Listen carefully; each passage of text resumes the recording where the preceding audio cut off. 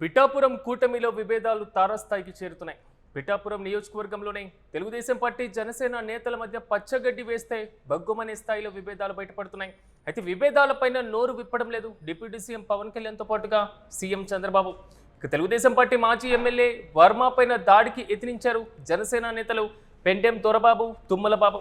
So పిఠాపురంలో పుట్టి పెరిగామని దత్తతకు రాలేదంటూ వర్మ వ్యాఖ్యలపైన జనసేన నేతలు ఆగ్రహం వ్యక్తం చేస్తున్నారు. పిఠాపురం నుంచి మరోసారి పోటీ చేసేటువంటి యోచనలో పవన్ కళ్యాణ్ కనబడుతున్నారు. కానీ కూటమి 15 ఏళ్ల పాటు కలిసి ఉంటుందని పదే పదే ప్రకటిస్తున్నారు ముఖ్యమంత్రి చంద్రబాబుతో పాటుగా డిప్యూటీ సీఎం పవన్ కళ్యాణ్. కానీ స్థానిక నాయకత్వాన్ని పిలిచి సమన్వయం చేయడం లేదు ఇరువురు నేతలు కూడా. కానీ పిఠాపురంలో రాజకీయ మరోలా కనబడుతుంది. క్షేత్రస్థాయిలో, జాతీయ స్థాయి, మరి ముఖ్యంగా రాష్ట్ర స్థాయిలో మాత్రం మాటల్లో మాత్రం కూటమి ప్రభుత్వం కలిసే ఉంది అంటూ కూడా కామెంట్ చేస్తున్నటువంటి పరిస్థితి. మూడు పార్టీల మధ్య తీవ్ర స్థాయిలో మాత్రం విభేదాలు బయటపడుతున్నాయి.